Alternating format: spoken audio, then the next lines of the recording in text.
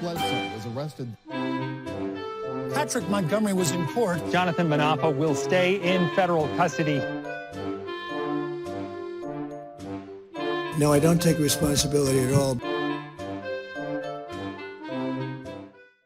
Hey everyone, welcome to the show. So 27-year-old Illinois resident Nhi Ngoc Mai, I think that's how you pronounce her name. She was not even an American citizen yet when she posted on her Facebook page on January 4th of 2021 and said, quote, "A few years ago in Saigon, people took to the streets to protest against the special zone. At that time, no one in the Vietnamese press dared to report it, even though millions of people poured into the streets.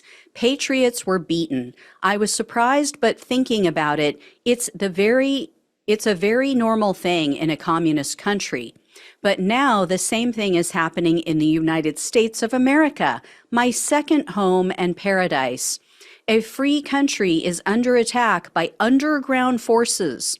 Now I'm only contributing a small part, doing the least I can do to save America. Money can be earned back, but moments like these only come once in a lifetime. Fight to the end, free or die. As much as you love the country, you hate the communists. See you all in Washington, D.C. 1/06. Now I'm going to see Georgia and see President Trump." So on January 6th, Lee was seen on the steps of the parliamentarian door. She was standing next to a man who was using a crowbar to burst in one of the windows on the door. I've shared that video with you guys. He reached in, as you know, he reached through the shattered pane. He unlocked the door from the inside and opened it up for everyone. So she was recording as he was breaking the glass, and she shared it on her Facebook page. She didn't enter right away. She waited a little bit, and then she turned to the crowd, and then she waved for other people to join her. And then 2 minutes after the door was open, Lee was seen illegally entering the building. So she stepped just inside the door and she stopped, and she was recording as there were several men who were throwing their bodies and their shoulders into a Senate door trying to break it in. So they successfully busted in the door, and Lee followed them into the office.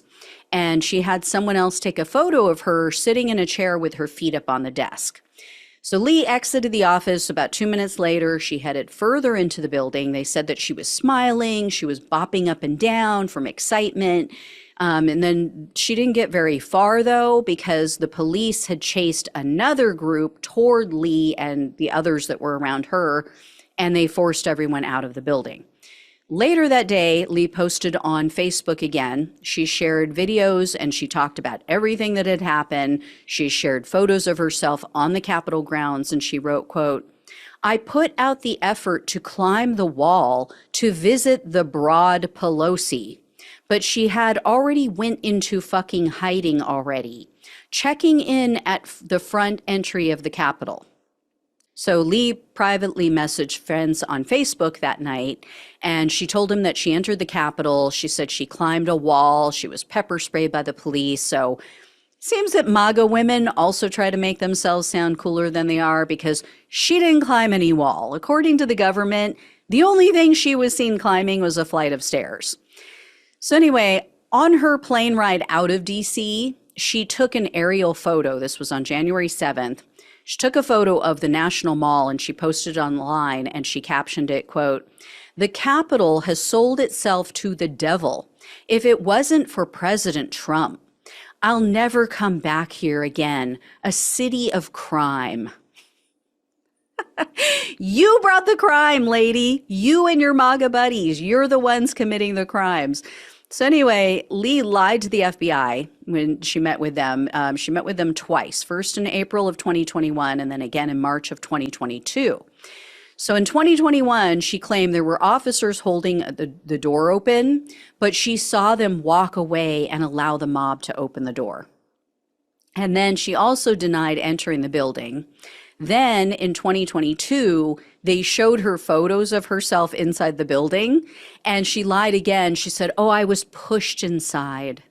And then she said that she was so upset. She was so fearful. She quickly hid in the corner next to the door. And then as soon as the office door was open, she rushed inside to get away from the mob. So Lee was arrested on September 8th of 2023, and she was charged with entering a restricted building or grounds, 2 counts of disorderly conduct, and parading or demonstrating in a Capitol. In November of 2023, Lee pleaded guilty to 2 misdemeanors. She pleaded to disorderly conduct in the Capitol and parading in the Capitol. So she faced up to 6 months in prison, 5 years of probation, and $5,000 in fines.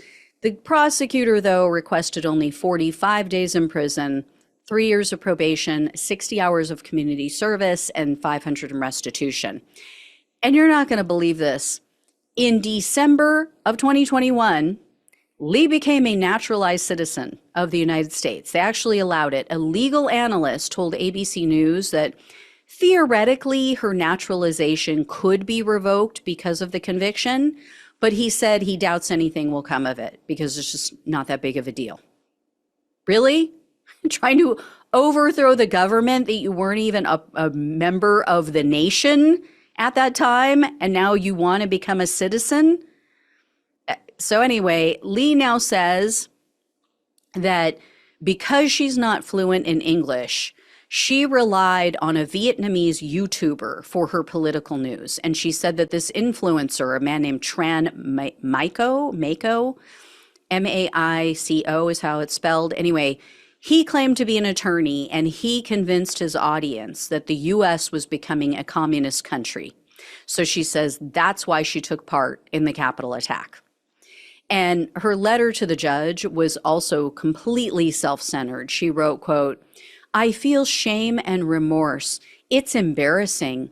I love this country deeply.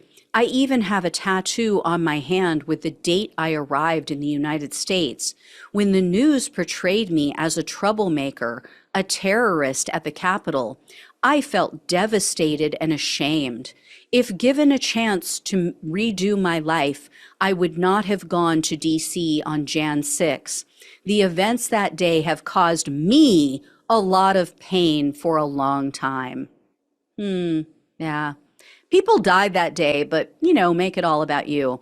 She belongs in the party. She belongs in the Republican Party. Now, unfortunately, the judge had more compassion for Lee than Lee had for the officers. U.S. District Judge Tanya Chutkin presided over Lee's case. She is normally a very tough January 6th judge. She sentenced Lee to only 10 days in prison, a $1,000 fine, and $500 in restitution. And we have yet another woman who, in the midst of being on the hook for federal crimes and going to prison, she goes and gets herself pregnant. Evidently, Lee now has an infant. So the judge said she can surrender to serve her measly 10 days in another 6 months. This is such bullshit. Total bullshit. This would not be happening with so many other people, and you know exactly what I'm talking about. Anyway, I will let you know when I hear more. Thank you all so much for watching and listening. Please like this video, even though the outcome sucks. Please become a supporter of the show if you can. Share this with everyone. Become a subscriber if you have not. Love you all. Take care. Talk with you soon.